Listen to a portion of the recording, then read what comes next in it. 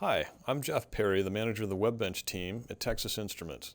Today I'm going to talk to you about the WEBENCH Power Designer, and we're going to go through a basic overview. We're going to be discussing the WEBENCH Power Designer, and this is a tool that designs power supplies and system power architectures.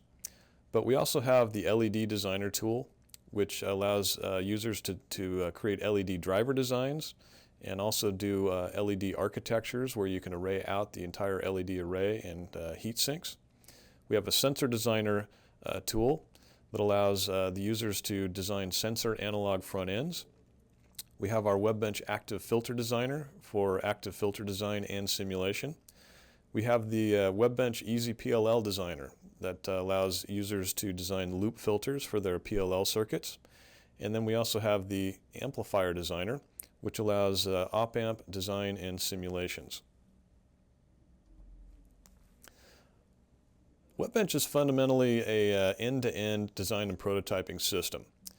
In the first step up here in the upper left, the user would simply enter in their input requirements. So for power, this would be the input voltage, the output voltage, and the current. WEBENCH then crunches those numbers and presents a list of alternate solutions that the user and recommended solutions that the user can choose from. In step 2, the create design step, the software calculates the bill of materials, and this includes efficiency, operating values, and graphs to visualize the design. In this step, the user can optimize the design for small footprint, high efficiency, or low cost.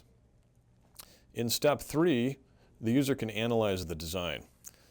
This allows the use of SPICE simulation to do dynamic analysis of the design, and also thermal simulation to view thermal issues across the board and provide solutions for that. The last step is the build it step, and from this step you can get custom prototype kits sent to you overnight. There's really 3 levels to the WEBENCH Power Tool Suite. I'm going to start out by talking about the WEBENCH Power Designer, which is a single power supply design. How do you get to WEBENCH? Well, simply go to texasinstruments.com, or ti.com I should say, and there will be a panel on the right side that allows you to enter in your WEBENCH design parameters. There's different tabs for power, also for the FPGA microprocessor architect, the sensor designer, which I talked about, and the LED designer. If you're interested in going to a specific part number, you can go to the product folder for that part, and there'll be a WEBENCH panel there also.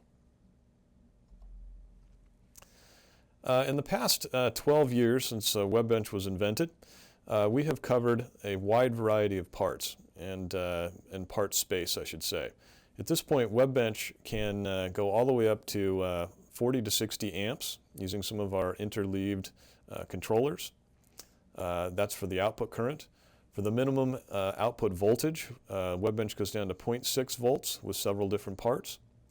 The maximum input voltage is all the way up to 100 volts, and the minimum input voltage can go all the way down to 1 volt. So what we've tried to do in WEBENCH is cover a lot of ground to provide the most solution space for our users.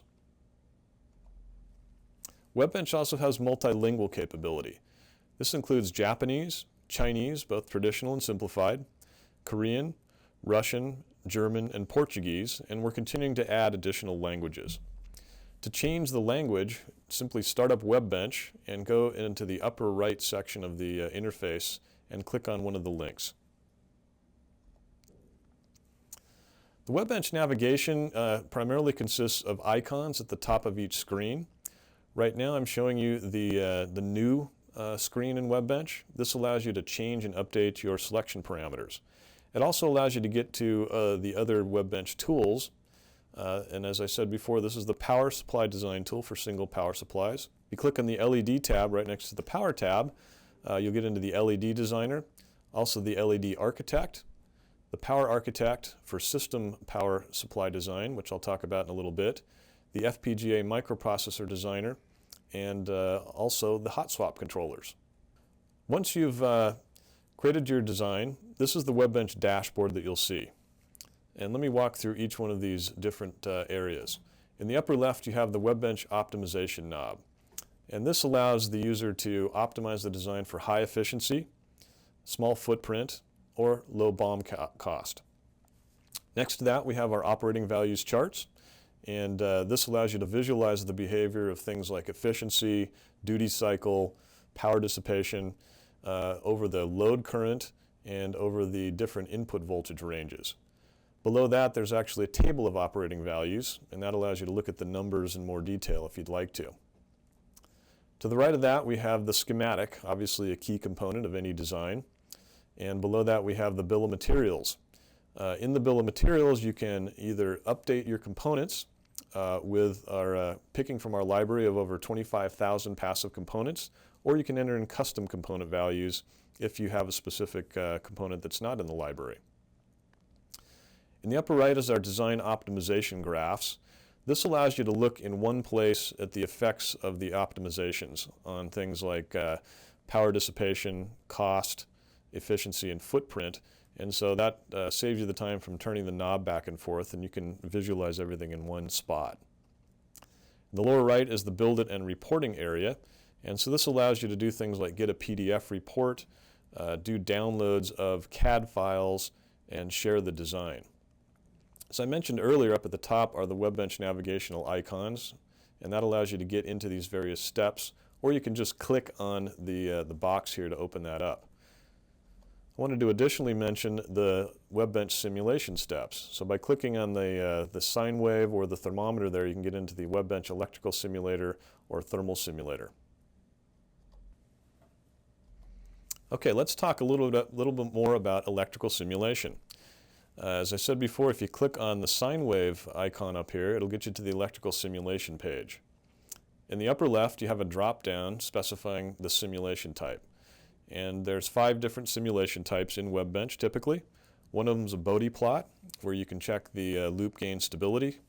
Another one is line transient, to check for input excursions and how that affects your output voltage. Of course, we have load transient that allows you to change the output current and put a spike on the load and see how that affects the circuit. We also have startup simulation and steady state simulation. Once you've selected the simulation type, simply click the green Start New Simulation button. Simulations take on the average somewhere between 1 to 4 minutes. When the simulation is done, the waveform will pop up on the right side in the waveform viewer. This has all the typical waveform controls such as zoom. If you click and drag your mouse down and to the right, you can zoom in. You can add additional waveforms from a selection list here at the bottom.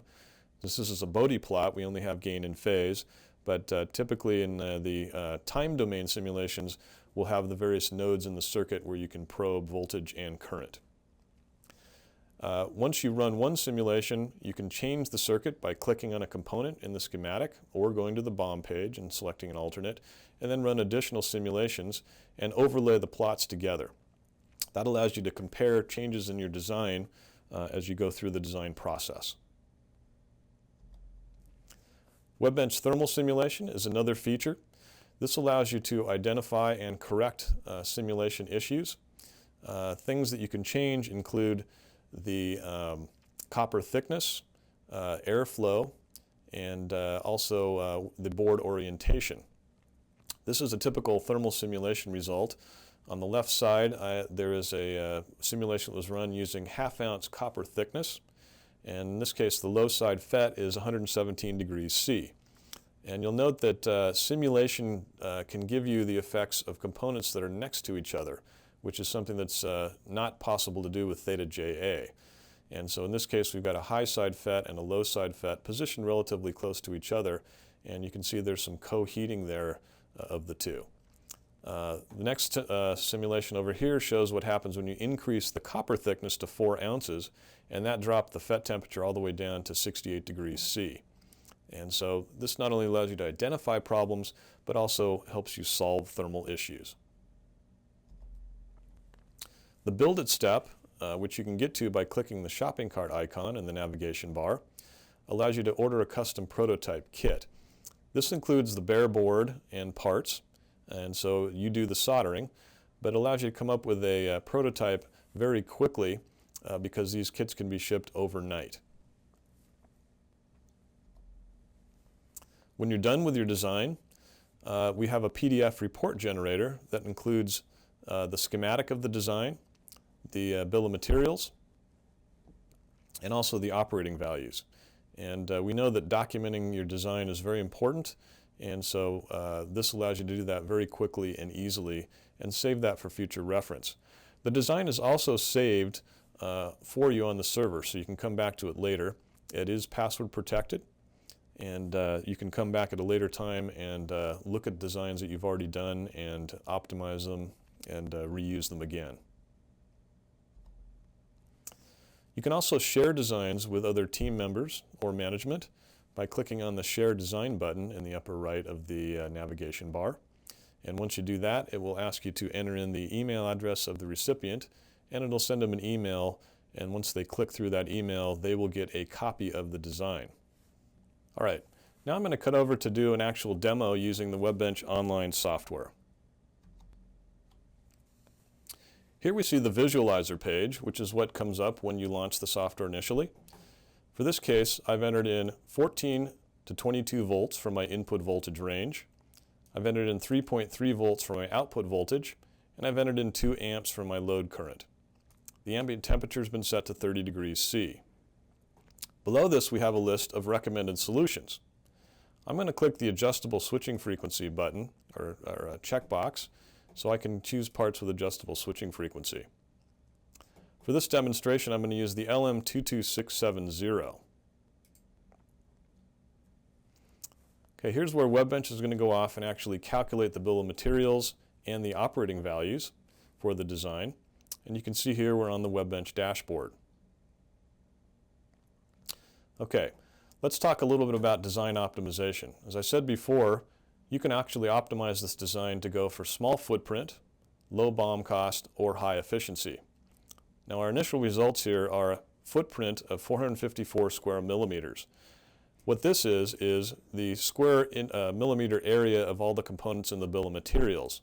It does not include the actual PCB area that you'll end up with, but it's a good figure of merit to use to compare different designs together. The BOM cost is $3.40. This is the 1,000-piece pricing, so it's a fairly low volume pricing. Again, this is good for comparison of different designs together, but your actual pricing will likely vary from that depending on your volume. To the right of that, we have the efficiency, which in this case is 79%. Now, if we want to optimize this design for high efficiency, all we have to do is click on the optimization knob here and click on the number 5. WEBENCH will go off and actually run a suite of designs and optimize them for you, in this case by fundamentally lowering the switching frequency. This reduces the AC losses in the circuit and tends to improve efficiency. And we can see here that the efficiency now has gone from 79% up to 85%. The BOM cost has also gone up, and the footprint has gone up. So that's really the fundamental trade-off. Now if we want to go to small footprint, we just click on the 1 here in the optimization knob, and WEBENCH will optimize it for small footprint. This time it's going to raise the switching frequency, which typically allows the inductor and other components to be smaller, but it's going to hurt our efficiency a little bit. So our footprint now is at 296 square millimeters versus the initial value of 454. Our BOM cost is $3.72, and our efficiency now is 75%, which has dropped down quite a bit from that peak of 85%.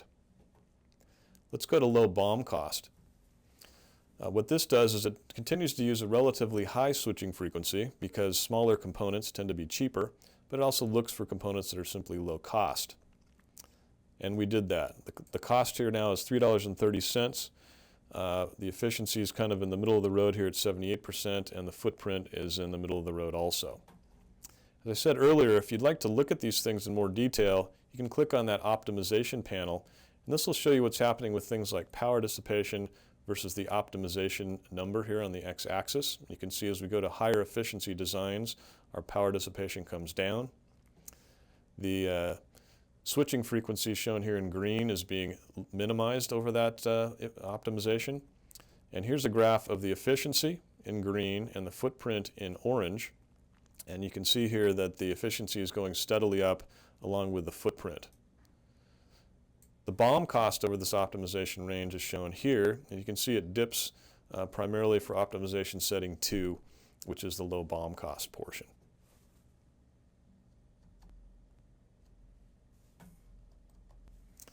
Now I'd like to talk a little bit about the WEBENCH Visualizer. This is a technology that allows you to look at many designs up front.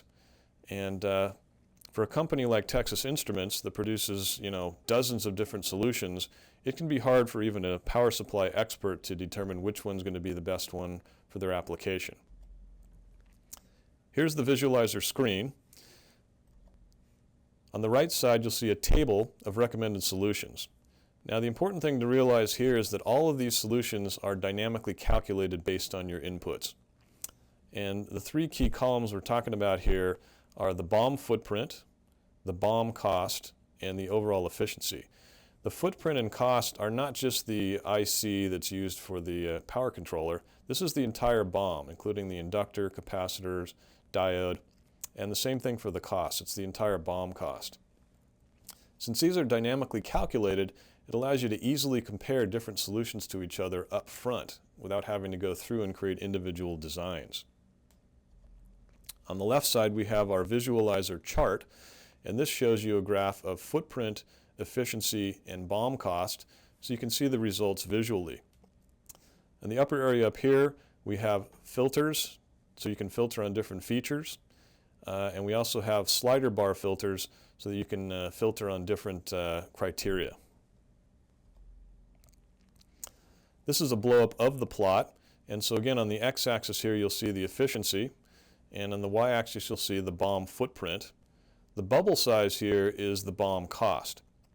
And so what we see here is a question would be, why is there such a wide diversity of efficiencies and footprints? And you can see here that this varies really on the technologies that's used in the power supply itself. Over here on the right we see synchronous controllers, which tend to be higher efficiency, but perhaps a little more difficult to design with. Here we have synchronous integrated switch parts, which tend to have the benefits of higher efficiency, but they're easier to design with because they have onboard FETs. Here we have asynchronous integrated switch parts, which tend to be the easiest to design with, and their efficiency and footprint tends to be a bit more of a compromise. And then here we have some older technology parts, which I like to keep into the tool to show that as time goes on, parts do get better in performance. Okay, let's cut over to a live demo here to show how this works.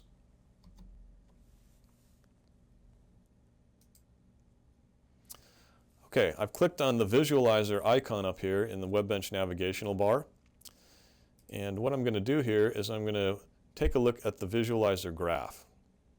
You can do that by clicking on this little square here, and you can drag this guy up here with a little drag bar. Now here it shows you all of the different part combinations that satisfy our criteria here of 14 to 22 in, 3.3 out at 2 amps. If you move your mouse in, you can hover over the different parts. And so over here we see we have a part that's all the way up at almost 95% efficiency. And the footprint is relatively good. The cost is about $3. Here's the recommended part, which has an 82% efficiency. The cost is $3.37, but it's got a very low footprint of 272. And so WEBENCH, through a weighted sort algorithm, is able to prioritize and characterize the recommended part for you. Let's go through and take a look at how you can filter the results.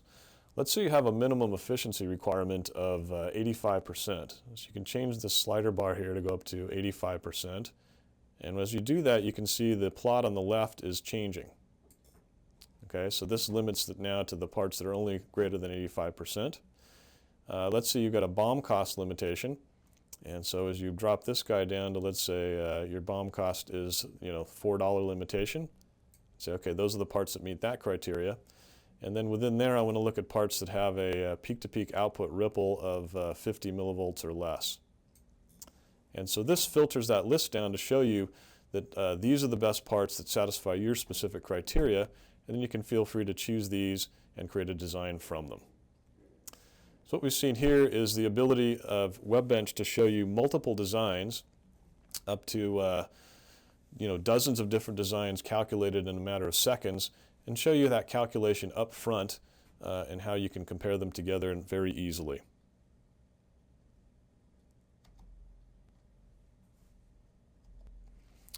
Let's talk about the highest level of the WEBENCH pyramid here. We talked about the individual power supply design. We talked about the WEBENCH Visualizer, lets you compare individual power supply designs up front. And let's talk now about the highest level, which is the Power Architect tool. The Power Architect tool actually allows you to design power supplies for entire systems, for things that include things like FPGAs with multiple loads and processors with multiple loads. And as you can well imagine, some of these systems can have 8, 10, or more different voltages and currents that have to be satisfied. So even using WEBENCH Designer, that can be a bit of a task. What we did here is we said, let's combine the requirements for all the supplies into one big system and use WEBENCH to its best capability to design each one of those supplies individually and fit them together into a power supply tree. This is a screen that shows the system level visualization. So again, like the single power supply visualizer, on the x-axis we have the system efficiency, in this case going from 76 to 94%. On the y-axis we have the BOM cost, or BOM size, excuse me, for the entire system. The BOM size here goes from 8,000 square millimeters down to 2,000, so you can see the whole magnitude of that has changed quite to the system level. And then the bubble size is the relative system cost again. The colors here are the different design optimizations. And so the blue over here on the right is the high efficiency. And so sometimes we go from the knob setting of 5, the light blue is 4, green is 3, and so on and so forth till we get to the small footprint stuff down here in the lower left. And you can see this fundamental trade-off where if you want to have high efficiency, it's very difficult to get small size, and vice versa. If you want small size, the efficiency usually suffers. And that's accomplished through the optimizer dial in the upper left. On the right side is the power tree that's been created. Now the WEBENCH Power Architect will look at several different power trees and show you the results. Here's an example of one. And so for each one of these things we have the power supply source on the left, that's your input source. Then we have a supply for each one of the elements of the tree. Now this is a tree that has an intermediate rail that's feeding a 12-volt supply, and then the point of load supplies are feeding off of that to go to the lower voltage loads like the 1.25 volt here, 3.3 volt here, 1.8 volt, and 2.5 volt. Now what WEBENCH does to handle this after it's created these power tree options is that it'll run a visualizer plot on each one of those supplies and give you the best recommended supply depending on where your optimization knob is set. So here, for example, the 12 volt supply, I've got a recommendation there. And then for each one of the point of load supplies, it runs those on the visualizer and gives you a recommendation for each one of those. Now this can take a little bit longer to run. This can take anywhere from 30 to 60 seconds, but in so doing it'll give you a complete solution to your entire power supply system. I want to summarize what we've talked about here. Number one, WEBENCH is an end-to-end design solution. It has online selection, simulation, and prototyping. It also allows dynamic design optimization based on size, cost, and efficiency. We talked about the WEBENCH Visualizer that lets you view dozens of designs at a time to get the best solution for a single power supply. Each design is optimized for efficiency, cost, and size depending on your preferences.